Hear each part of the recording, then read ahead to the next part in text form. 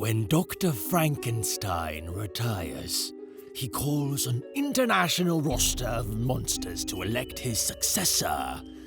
However, his title is not all that is at stake.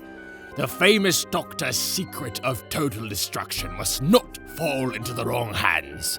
It's Mad Monster Party!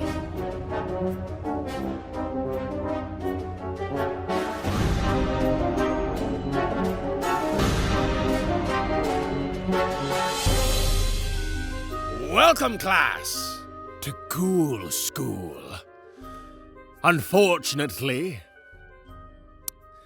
it pains my heart to announce that Professor Dolores O'Skeleton has gone off on a search of Professor Hector Fleshington. The damn fool. So, please give a warm welcome to your substitutes. Hello and welcome to another period of the Ghoul School. I am your first host, Brian Stop Motion Stork. Ooh. Yeah. And I'm your second host, Nolan. Vincent Price better be in this movie, Vinoy. Close. And I'm Caroline, your kooky old Uncle Knight. Excellent. Okay, so this one's going to be a fun one. I'm so excited. This is another journey into my childhood. This is probably behind Abbott and Costello Meet Frankenstein, which I'm saving for us to do at some point. This was probably the biggest monster thing for me as a little kid.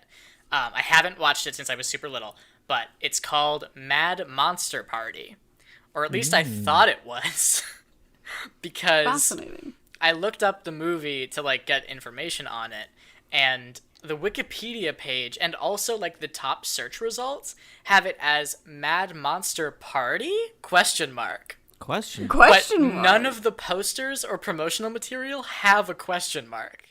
Well, maybe when people were looking up the movie, and even when the people were writing the Wikipedia entry, they just weren't sure if it existed. Yeah, it's as if Wikipedia is like, are you sure this is a thing?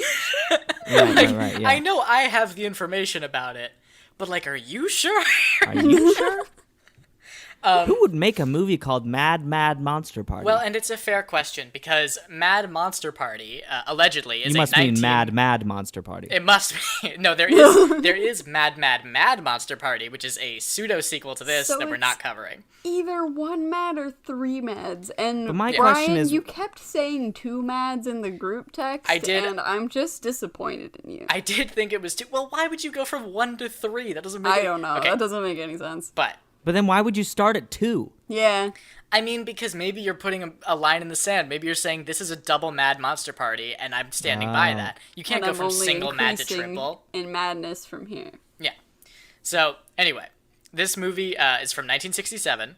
It's totally stop motion, which is great, and it's stop motion by either the masters of stop motion or a couple of people who did some really bad stop motion in very classic movies, Rankin Bass.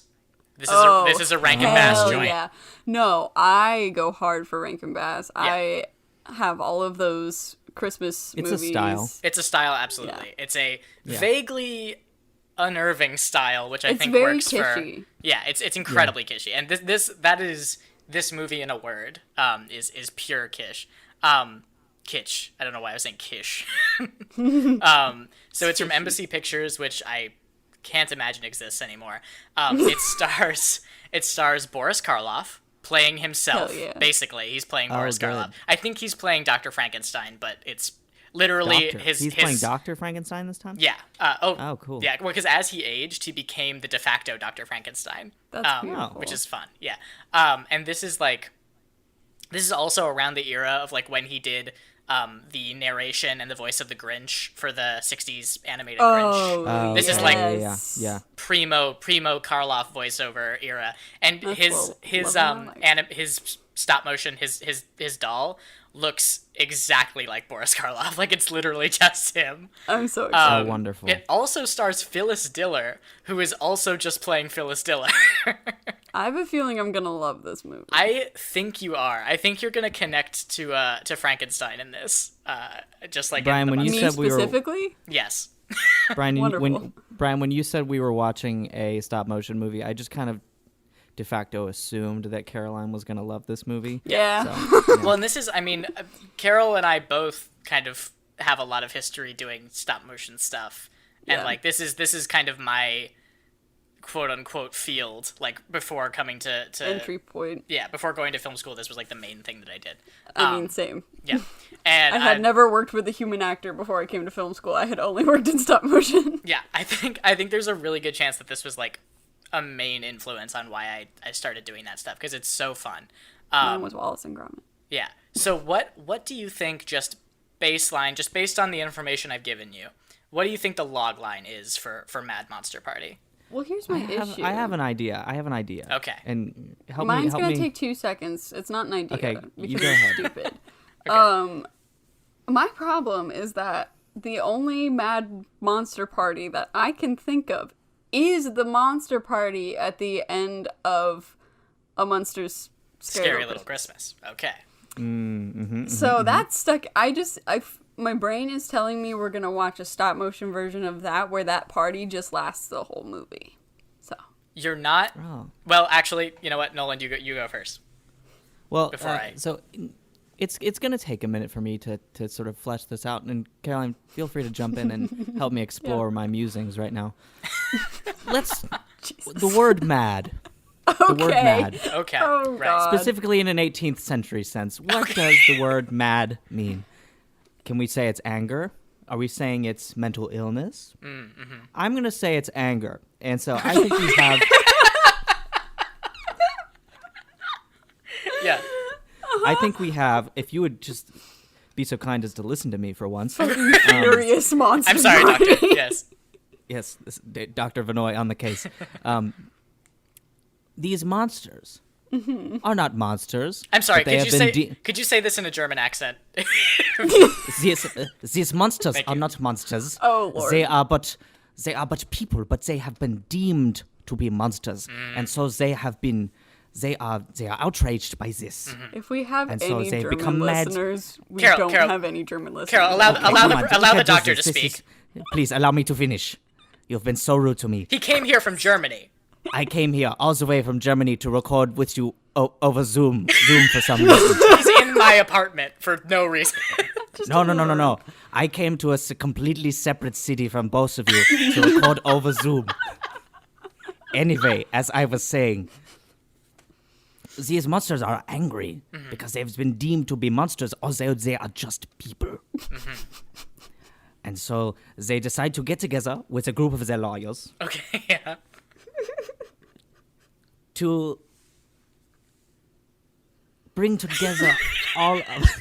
And that's where the road ends. Huh? That is not where the road ends. Sorry.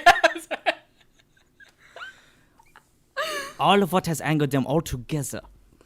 That way, they can build a case and a lawsuit to Against take who? down the corporations that have made them feel the way that they feel. Okay, so this is going to which be ones? a Which ones lawsuit are the ones? against Universal corporations? Studios. What corporation?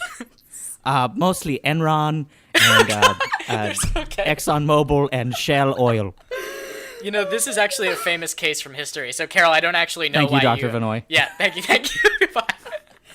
Carol, I don't know why you hadn't. About? I don't know why you hadn't heard about this. This is what most of Inconvenient Truth is about. Oh my God. But so Oh, not old man Al Gore. Al Gore is a friend of mine. okay, get out of here, Doctor.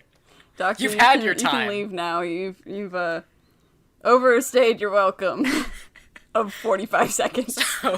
So, neither of you are entirely wrong. I mean, Nolan is mostly wrong. Nolan's uncle, the Doctor, is mostly wrong. Yes, but my uncle. Yeah. So basically, this is just a prolonged monster party. The loose overall narrative is basically just about Dr. Frankenstein knows that his time is... It sounds like I'm saying he's dying. His time is coming to an end Yeah. in that he is going to retire. Okay. So he wants to hand off his monster fortune? Legacy? Chairman status? of all monsters, he wants to hand it off to somebody. So he's gathered all the monsters together, and it's kind of like a backstabbing, like who's gonna get the Hunger It's Games. Knives Out minus the death. Yeah. Yeah, well, we don't know minus the death. Maybe everyone dies. Maybe this is the darkest Rankin Bass story ever made. But I do want to give you one more thing, because you asked about the meaning of the word mad. And I didn't ask. I said let's sorry, ponder it. you told But that's you, okay. you asked us to ponder It's the meaning of the word mad. absolutely fucking furious Also, monster I party. didn't. My uncle did. I'm sorry. Yes, well, he's gone, and you take responsibility for him. Okay, fine. I will take responsibility for his actions. So I've just now learned, I never knew this before, this was actually written and character designed by the Mad Magazine guys. So, Oh, cool. so this is kind of a backdoor, like, Mad Magazine movie, almost. So what you're saying is this is gonna be my favorite movie. Yeah, it's literally Mad Magazine plus Rankin Bass plus classic monsters.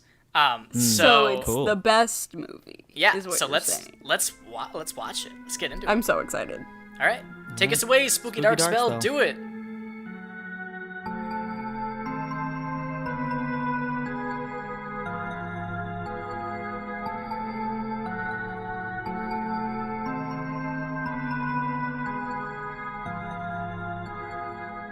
Guys, my whole vibe right now is pure cozy. Ooh, Really? cozy. This brought me back to pure cozy childhood, 100%. Are you sure about that? I am 100% sure. It was, also sexism, Yeah. but For sure. that's par for the course for this era. All of the things I remembered being goofy and wonderful were still goofy and wonderful.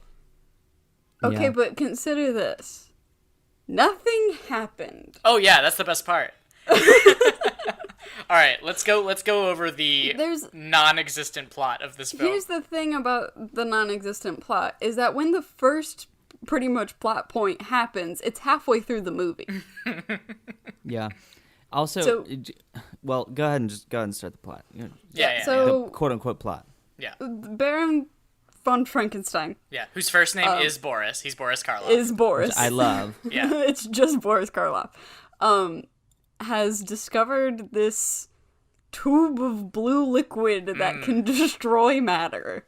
Which is fucking crazy. The way we find out about this is through the funniest sequence of shots that's ever happened in cinema history. Yeah. And I can't wait for you to put it in the video version, Brian. Oh, I will, because yeah. I could not stop laughing. It's probably the only time I laughed out loud in this whole Yeah, movie. take us through shot by shot. Okay, so he's like doing all this science shit. It doesn't matter. But he picks up a crow.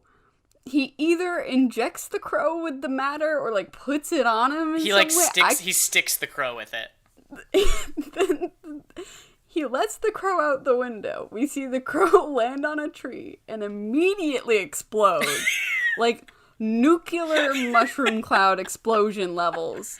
Like the sky is wiped out. Yeah. And there's nothing left. And then it just cuts back to his face and he's like, huh.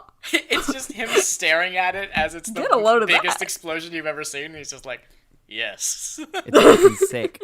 I also love that, like, as soon as that happens, because he's like, this is my greatest discovery ever, and then he, like, sends the bird out and it explodes, and then he's like, yes, I've done it. I've discovered the key to destruction. It's like, so you've discovered a bomb? Yeah. Right. It's literally just a nuclear bomb in liquid form. Yeah. I was when he's looking out that window and he like turns around and I'm like, is this movie hypothesizing that Dr. Frankenstein is also Dr. Oppenheimer? And they are Yes. one I and the am same. become death. I am become Frankenstein. Yeah, Absolutely. And this opening also encapsulates everything that not everything that I love about this movie, but most of what I love about this movie, which is the art style, Boris Karloff, and the fact that, like, these hokey stop motion effects and stylings are so delightful, and, like, they're just in that sweet spot of, like, reaching beyond their grasp, but still, like, finding this really fun, campy zone. You know, like that explosion Yes. shot when he's watching the explosion, it looks like that's like projected, like just on It a does, wall behind. It is. I just love stuff like that.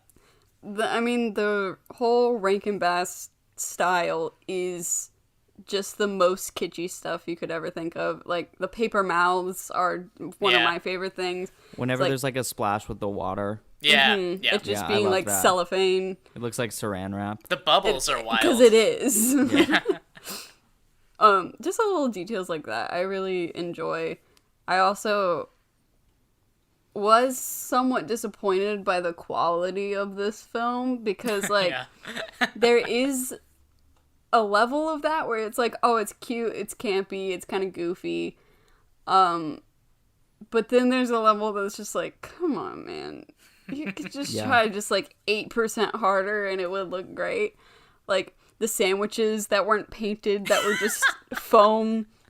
I They're almost literal find that endearing. Because No, I don't like it. me personally, but I would say, like, at the same time, like the character designs and how they've been adapted into this Rankin Bass style is awesome. Oh, Yeah, they're they're, all like, the all characters great. look really great. Dracula is my favorite by Dracula's really far. good. Yeah, His and it's face and his hands are just stellar. and like the flying rig for the Invisible Man, and like Yes. like it's. I see what you're saying, Carol, and I agree to an extent, but I think it feels like the kind of thing where it is a shoestring production where, like, they're putting the money in exactly the frames where it matters, and then the rest is that's just how this all like Rankin Bass haphazard. movies feel. Yeah, it's not good animation. But it's the problem is that I feel the effort in a lot of areas in this, and there's just some things that's like, that would have taken you 3 seconds, Yeah. Yeah. and they just didn't do it. But I think So- there is like an attention to detail with, like, giving the characters personalities in the way that they move. The Like, writing way- of this thing is incredible. yeah, and it's really well written. it is Most of the time. Some of the time. well for what Minus it is. the sexism. yeah. For what it is, it's really well written. Let me tell you guys, this movie doesn't have a plot. No. Nothing happens in this entire Yeah. movie except for the bird exploding, and then there's another explosion at the end. But it's just really interesting to see them very obviously dodging copyright issues, and Oh yeah. There's no wolf Still man. It's the giving them- werewolf. Yeah. yeah, and like it being King Kong, Yeah. Yeah. all that Yeah. kind of stuff. I bet. It's really fun, and I think there's a lot of heart in this movie. But I'm Yeah. not sure that this movie is as good as I hoped it would be. Yeah, I bet I bet we could cover the entire rest of the plot in exactly 3 sentences. Oh, I could do it. Yeah. Yeah, I want you to try it Wait, out. in 3 sentences? Me and sentences. Brian will count your sentences. Yeah, Okay. yeah. I'm gonna think really hard about this. Okay. In the meantime, Brian, how'd you feel about them recycling the Kris Kringle model for Felix's character? Big fan. Me Well, too. and basically the same voice. Yeah. Yeah. It's hey, you want to hear something that'll blow your fucking mind, or maybe not, depending on how obvious That all it the was. voices are the same dude. Yeah, every single one is the same person. Yeah. No. It's insane. All of them except for Boris Karloff. Well, except for the women, obviously. Yeah, I and was Boris gonna say, Karloff all the men are Alan Swift. Are Alan Swift, yeah. Who is I awesome. didn't. Yeah, I wasn't paying. I could because tell. I wasn't paying I- enough attention. Yeah. It just... It I fills could my tell heart that with joy. several of them were the same person, but Yeah. it might just be because I saw it when I was a little kid, so I imprinted that they were all different characters. But, like, yeah, every single one of them is the same dude. Okay, I'm gonna try to do this in 3 sentences. Okay, You're on the clock. it's the first one. Frankenstein? Damn it. Hey, that's one. That's one. That's one. You're on the clock. You're on the. You got meant- 2 left. No. Give me right, Dr. okay. Frankenstein. Yes. I had to clarify. Okay. Right. Dr. Frankenstein discovers the secret to destruction and decides to step down from the monster committee. Right, chairman of the monsters. Yeah. Right. Which is a really good joke. I think It's that's pretty really good. funny. Yeah. He's going to give the chairmanship and the secrets to his nephew? Yeah. Cousin? Are you Nephew, trying to make nephew. that a question so it doesn't count No. as a sentence? No, I'm literally asking. Like, is It's he his nephew. It's nephew. Okay. Yeah, it's his nephew. To his nephew, whose name is Felix. Felix Flankin, baby. Vlad Flankin Rankin. All the Vlad monsters are pissed off about. Yeah. Rightfully so. This guy comes out of nowhere, an outsider. I feel like especially Dr. Frankenstein's immediate family. It's fair for them to be mad about that. He is there to drain the swamp of the monster committee. All right, Okay. third sentence. Hijinks ensue, comma, Yeah. and the island explodes. Yep, that's about right. The end. That sounds about right. So, the only there's a addition... lot of weight in that hijinks ensue. Yeah, there's a lot of hijinks, but they That's are... doing a lot of work for you. I would add to that the hijinks almost entirely consist of the least intelligent characters double crossing each other constantly. Yeah. Yes. They're in all fun ways. stupid.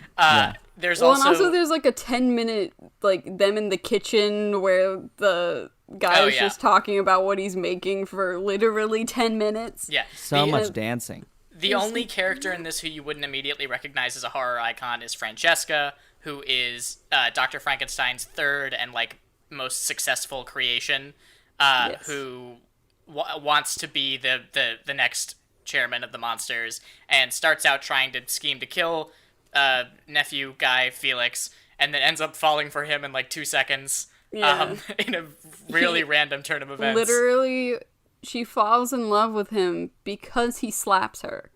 Yep, that does happen. That does happen in this film. Like, immediately That's falls the in thing. love. I was like, And then she and him escape as the island is exploding, and it's revealed that not only is she a robot like creation of Frankenstein, but that Felix might be, which is an interesting reveal that doesn't really. Yeah, I don't know how that would work. We he hear says, about his don't lineage. worry, Francesca. None of us is perfect. Perfect. And, like, glitches out. Yeah, and like because like Maybe we heard that's about why his he's- lineage in the past. Maybe that's why he's his nephew. It's like How the Blade little Runner robot this boy. movie. Yeah, it's pretty. It's actually this movie shares a lot of similarities to Blade Runner. I Oh feel. my god. But there's also a ton of musical numbers that all, I will concede, go on far too long. Way too long. Overstay all their far welcome too by long. at least 10 minutes. They all Like feel like the- they're like 6 verses long. They are. They're like, and this thing that's frustrating about that is like the music is very well composed, Yeah. and like the dancing is like super fun. But when I hit minute 4 of one song, I'm like, come on, "All right, bud." let's go. Like, Yeah, I mean, it was disappointing to me because, you know, Rankin Bass films, the musical numbers are usually kind of the best part. Yeah. Like, you think of One Foot in Front of the Other from Santa Claus is Coming to Town. That's one of my favorites. And that song is like 45 seconds long, and it's great. And they do a wonderful little dance, and then it's and the over. Heat Miser. Yeah, so you know that they can do it well, and you know that they can do it efficiently. I just feel like a lot of things were sort of dropped in this particular film. I have a thing for that actually, because I was watching the behind the scenes on the Blu-ray of this movie, which I own, of course, and they talked about how this movie was actually supposed to be about half the length, but the studio wanted it. The studio wanted it longer, so they just kept throwing stuff into it, which I think contributes to how long the Rankin Bass thought it was too long. Phyllis Diller, she's primarily a comic, which is funny because she's not really funny in this movie. She's not. She's very loud. She's just but, very aggressive, and I then her honestly nose found her wiggles around in a way I probably. don't like. I found her to probably be the most annoying character She does have one good line, I think. She for does. me, at least. But She has. The she little has, butler man is the most annoying. Yeah, the for little me. butler Peter Lorre guy is terrible. I But hate I think I just have an affinity for Peter Lorre. And True. so- Yeah, so I and- thought Yeah, that was but- I funny. just hate him. the Phyllis Diller character has one good line, which is when they're having like a big monster meeting to decide whether or not they're gonna go kill Felix. And she's like, "Then it's agreed. We are unanimous. Oh yeah. It's 100%." We all agreed. It was 100%. That actually didn't make me laugh. Like, I didn't find that funny. And I mean, I didn't laugh thought it was out funny. loud, but I thought it was fun. I just like the way she goes like, "It's 100%." There were The line there that were a actually couple made me things laugh that of made me hers- laugh out loud. Yeah. The line that made me laugh of hers was Francesca's like scheming. She's like, I'm gonna go like get Dracula to kill off Felix, and then we're gonna like make this good plan. And then the Phyllis Diller character is like, hey, talking to like Frankenstein's monster, and it's like, you should watch out for that Francesca and that Dracula. I think they're plotting something. She thinks way too loud. Yeah, that's pretty good. That's pretty good. There's a lot of moments that feel very Mad Magazine-ish. I could see this being a feator in a Mad Magazine. The skeleton band was like 100% Mad Also, Magazine. I deliver very important information. The loading screen for the Blu-ray is the skeleton band's heads. Oh, that's fun. Yeah. I like that. Felix has some jokes that I think are really funny. Felix takes too many pills. Yeah, Felix has a substance abuse problem, I think.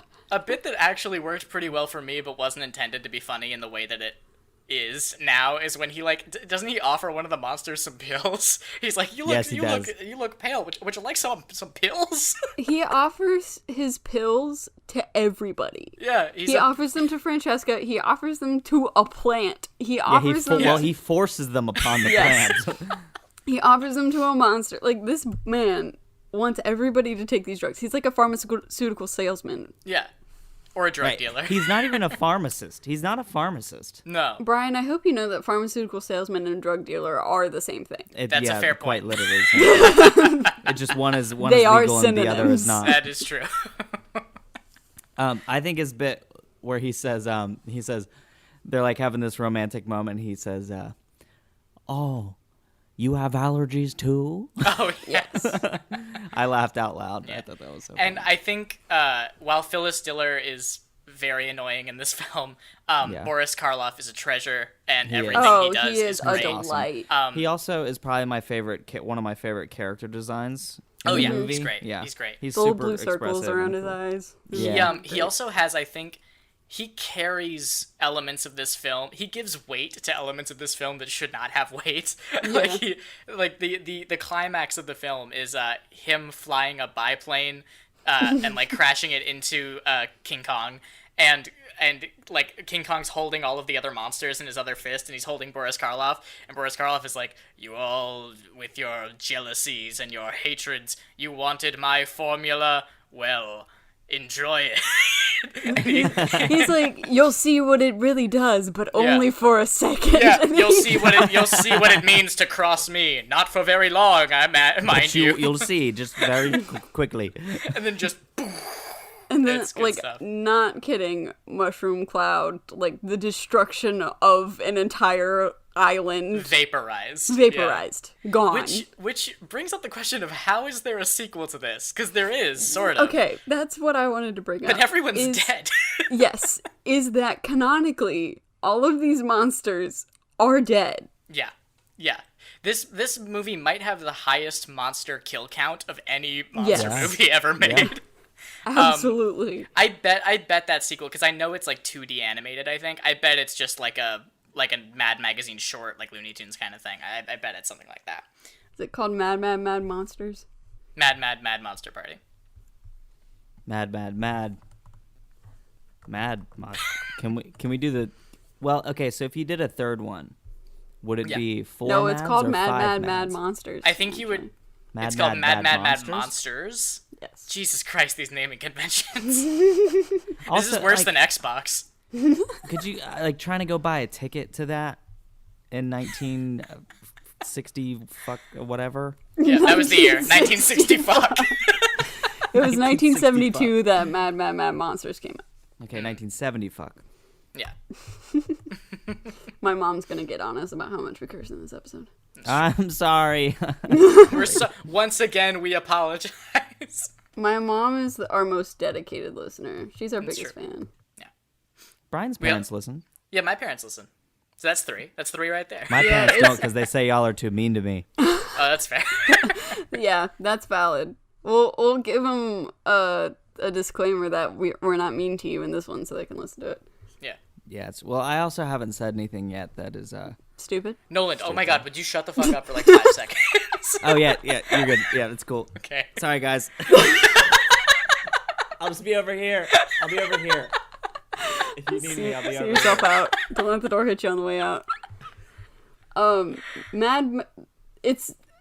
listed as Mad Mad Mad Monsters and The Mad Mad Mad Monsters. Why could no one agree on a title for any of these? I'm having a stroke trying to say any of these titles. Did It's you know- very difficult.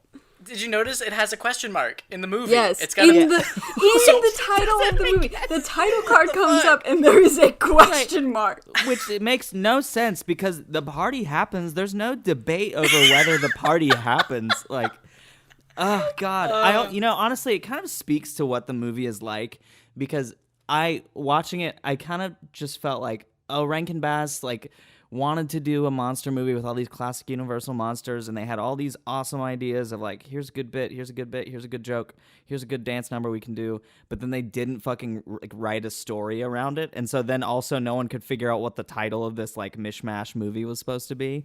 Yeah. Also, Can I just say, the cover of the Blu-ray does not have a question mark. No. And the poster doesn't have a question mark. Yeah, the I'm poster Googling right now furiously, if you guys could hear me typing, why the fuck there's a question mark in the title of this movie. Yeah. Right. And honestly, watching it, I was like, I guess I'm supposed to pronounce the title Mad Monster Party? Yeah. I'm reading that right. Yeah. Mad Monster Oh my god, Party. guys. Yeah. Guess how many people are on this crew? Oh 12. boy, it's either way too many or no one. Did Boris animate it himself? Give me a number. I'm gonna guess 15. That's my guess. I'm going... Damn, Brian already said 12. All right, I'm going high. I'm going to say 273. Okay. It's somewhere in there. 18. That's insane. That is crazy. My guess was 18 comically people. low. That's There absurd. is a director. That was pretty close. There's a director, a producer, an executive producer, an associate producer. Okay, so those two didn't do anything. Yeah. Wait, do they count the crew in Japan who actually animated it? Yeah. So, 2 screenwriters, 1 story by credit, music and lyrics, 2 people, character design, 1 person, continuity design, 1 person, Oh my god. animation technician, 1 person. Jesus Christ. Wow, so Actually, there's one... I can speak to that further because I watched that whole BTS thing. Mm-hmm. They were working, and this is from either Rank or Bass. Rank. Rank himself. Wait, is he Franken Rankin? Vlad Franken Rankin Bass is his full name. Yeah. And he said that when they made Mad Monster Party, they were still operating on, he had some fancy name for it. I don't remember what the technique name is called. Animagic. Well, yes, the animagic, but it was like a separate thing. It might, but that boils down to they didn't plan anything out on paper. So every single I can tell. motion that was happening in a shot was entirely only in the animator's head. So they couldn't stop working on a shot until the shot was over, or if you come back the next day, you won't remember what you were doing. Which is an insane way to run a stop motion set, Yeah, and okay, also but explains a lot of the jankiness of the animation. It Because explains you've got Rankin Bass's style in general. Yes. yeah, because you've got there are scenes in this where it's like 20, 25 characters in one shot, and there's no way you could keep all of that in your head, Right. Yeah. especially if there's one continuity person. Yeah. 1 continuity Also, person, I mean, I 1 technician, an assistant director, a choreographer named Killer Joe. Oh, by the fuck way. yeah. Oh, fuck it, Killer Joe. Never I mind, just Killer Joe imagine- can handle it. I just And 3 imagine sound the one. engineers. I just imagine the one animator was toiling away at this movie for 10 years I'm not by themselves. fucking with you when I say I feel a connection to this singular animator Yeah. because on my 4th year film, fun fact, talking about film school, Yeah. I have 2 assistants that I hired that are first years, but most of the animation is just gonna be me. Yeah. And Yeah. I kind of like it that way. It's fun. I mean, Yeah, they might have just been having a good time. Just put on some tunes. Yeah, maybe literally, move that's the what I do Dracula is I head. put on something on my headphones and I just zone out, and then it happens. And then That's it's how there. that's how I animate too, and it's I agree. I think that's a big part of kind of even maybe just subconsciously what makes me like this so much is that you can feel that it's just somebody winging it, this massive animated set, and I don't know. I think it's the Wild West of animation, and it's really cool to see it. Yes, I think Yeah. that the sets are great, but also it's just the there's something that I just can't put my finger on of, like, everything moves in a way that feels very janky, but also very lively. It's like everything is full of electricity all the time, and if it touches something else, it's gonna explode. Like, it almost feels like the difference between, like, Disney animation versus, like, Looney Tunes animation. yes. Where, like, Looney Tunes animation is a lot more frenetic and kind of fast-paced feeling. Like animating on twos, but for stop motion. Yeah, so if Laika is Disney, then Rankin Bass is Looney Tunes. yeah. I think that's I think actually that's kind fair. of it's a good comparison, I think. Carol, you want to take the lead on this next bit? Why? Because we're going to talk about sexism. Yes. Yeah. I mean, yeah.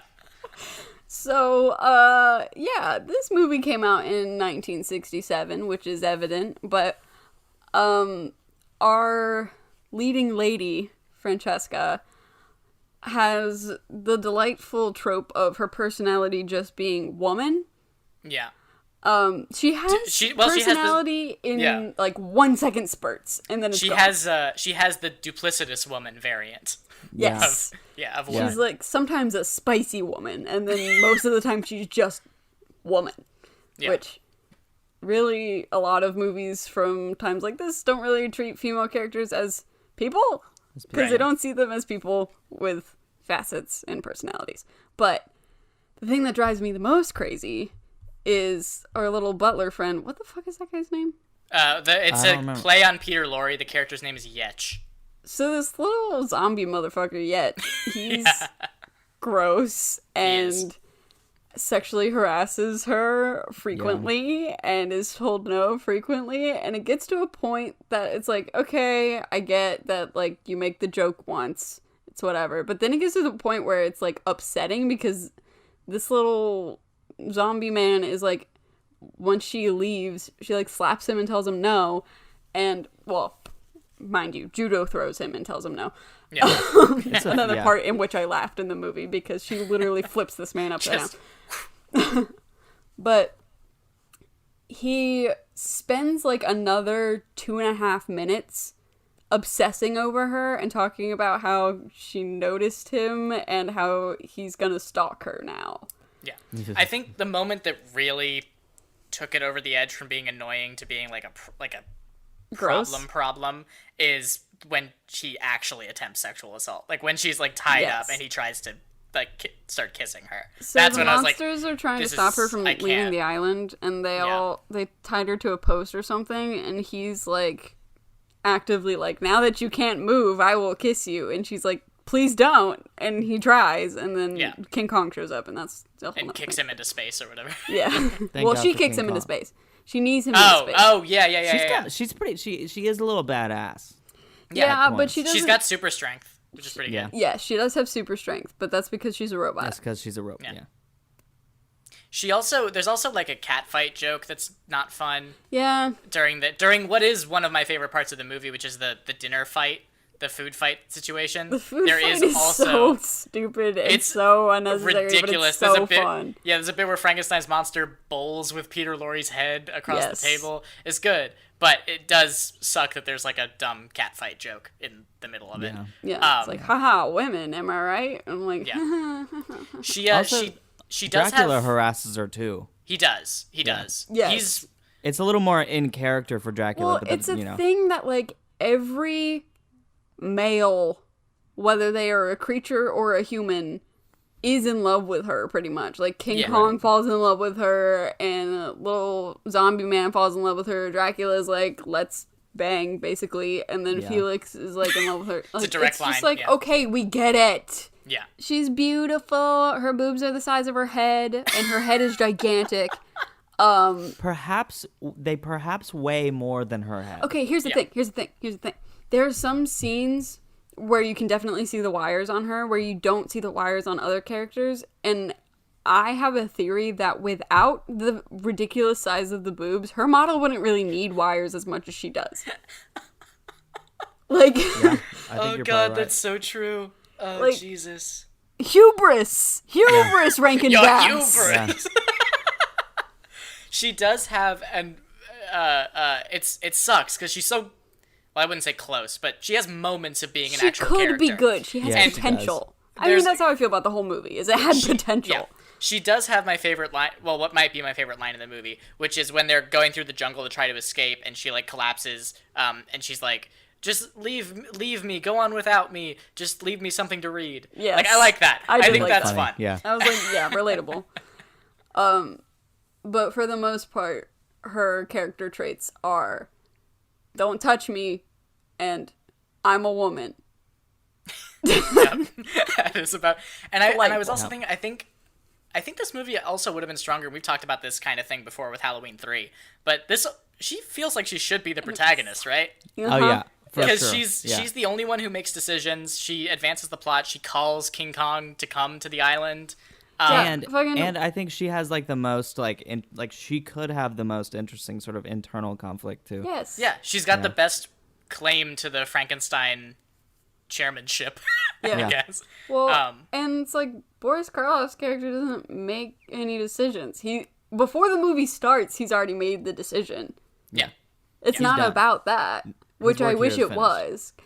You know what Yeah. I wish this movie was? I'm gonna pitch Mad Monster Party ! Oh, cool.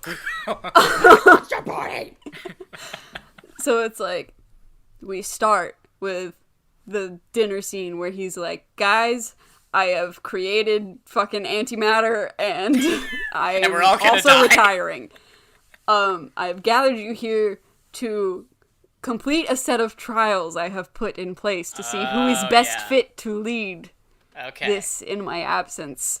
Like a Hunger Games I scenario. think that's a fantastic idea, and can I also add to that? You can put them in fun situations. Because my Battle biggest gripe Royale. with this movie is that the comedy is all like, haha, it's a wolf man, so he makes dog bark. Yeah. Instead of like putting them in a situation that makes it funny. But also, like, I think that your version of it works better for having Felix Franken as a supporting, or Flanken, as a supporting Flanken. character. Yes. Because he's basically the Ghostbusters, like that guy, that nerd dude in Ghostbusters. Yes. Who's like, Oh yeah. who gets possessed. Like, he's him. Where, like, he should be a supporting character who is somehow keeping pace. If it was live action, it'd be Rick Moranis. Exactly. He's the I think Neville that, Longbottom. yeah, he's somehow Yeah. keeping pace by accident while being Yes. totally unequipped to be a monster. Yeah. So I think my movie's better. I'm gonna go make it over the summer. All right. Here's my question for you guys, though. Yes. If you were gonna make a Rankin Bass film in the Rankin Bass style, Oh yeah. what IPs, like what kind of thing would you do with it? We've got Santa stuff, we've got classic monsters. Yeah. What's next for Mr. Rankin Bass? Classic monsters is really a huge missed opportunity, I feel like. I feel like that genre lends itself so well to their sort of janky, inherently goofy visual thing. So you would make Mad Monster Party Tilda. No. I'm just Starring I'm Tilda sort of Swinton. I'm just kind of postulating right now that this is a huge missed opportunity. I still have to continue thinking. Well, I have mine. Okay. I would remake every John Hughes movie. That's a good idea. Yeah, that's Just good. any Rat Pack film. I am That's going to make in the Rankin Bass style. That's You mean a Brat good Pack? idea. Yeah, that's what I said. Wait, I did you think say you said rat. I think you said Rat Pack. I as also in thought you like, said Rat Pack. No, I as just in can't Frank talk. Sinatra. Now here's my idea. We remake the original Ocean's 11 with Frank Sinatra Well, in Rankin Bass style. Some One of of them the has a worst- heart attack. Franken Sinatra. which that movie sucks. It does. We talked about it at length how much it sucks, but Yeah. I actually think that's a great idea. I would love to watch that. I Here's mine. want to see a Rankin Bass character have a heart attack. Yes, go. Okay. I think we should go with let's get like a Goodfellas Italian gangster movie, but Rankin Bass style. Just do The Okay. Godfather. right. But Just Rankin imagine Bass. imagine all the stop motion gore Oh my god. Wait, guys. and spaghetti sauce. Yeah. You can't even tell the difference. The face design for Marlon Brando, I can already see it. His jaw is fucking ginormous. Yeah, I can see it so well. I still think that Rankin Bass Ferris Bueller's Day Off would be a delight. That Yeah. would be a delight. I think that's a good great idea. idea. You could make it even wilder and more ridiculous. Oh yeah. Yeah. Dude, I think you could the also joyride do- scene Yeah. just do the thing that they do where they make things fly, where it just kind of like wiggles in the air. I also think you could do like a really kind of classic 1960s haunting movie, like The Haunting, or like the Vincent Price House on a Haunted Hill. Like that Carnival of Souls, like that kind of thing, I think could be really cool in Rankin Bass style. I think that's a fantastic idea. I think especially bringing up something like House on Haunted Hill, because there's a certain like it's almost like a variety hour kind of thing. Yeah, a certain kind of carnival showcase aspect to those kinds of movies that I think fits Rankin Bass really well. I had one also. I think if you took like the Tim Burton style Batman movies. And did like a thing like that in pure Rankin Bass stop motion. I think that honestly, there's a modern equivalent to that, and I feel like it's the Lego movies to some extent. Yeah. It's a really hyper polished thing, but in terms of some of the humor, there's some similarities. I feel like it's true. I miss movies being allowed to look this janky and it being okay. Because I was thinking about it and I was like, well, I love making stop motion stuff, and I'm making a stop motion over the summer, and I'm really excited about it, and I was thinking about doing, like, more Rankin Bass style things, but I'm like, well, if mine looks as janky, people are just gonna think I'm bad at what I'm doing, instead of it just being a callback to this beautiful janky mess this is. Yeah. I think that this should come back in some form. Yes. I think that we should be able to have these every once in a while as a treat, or a punishment, whichever and I also think, I think audiences are, especially like in the festival world, are definitely more forgiving of janky visuals if the story and the script is like really up to par. Well, and also it being intentional and kind of like for sure. Yeah. Like have you seen a town called Panic? No. You should watch that. It's really cool. It's a stop motion thing, and it's kind of intentionally janky and like sort of thrown together. And it's awesome. Well, I think it'd be cool. I know this probably exists already, but just talking about the Rankin Bass style, I think it'd be cool to kind of use that to your advantage to illustrate like a mental state or some kind of way that someone is seeing the world that is janky and weird and kind of off-putting and, you know. Anomalisa. God. 2015 does that. Yeah. God. Yeah. I have the perfect idea. Yes. Tell us the Cabinet of Dr. Caligari, but it's Rankin Fuck Bass. yeah, that'd be awesome. Yep, that's it. And it's never been remade. If I'm which is kind of wait, wild. Hold on. Yeah. Is it public domain now? Oh yeah, for sure. Right? That thing is old as fuck. Yeah. It's public domain as of last year. Sick. Really? Mm-hmm. Let's get to work. That's okay. All right. Well, we have our assignment. So that's our homework for this week. And we will see you all again next week. Goodbye, everybody. Goodbye. Woo! Guys, I'm really excited. I'm gonna make... And so another period has come to an end. I am really loving these. Are you? But be sure to join us next week for, guess what? Another lesson in terror.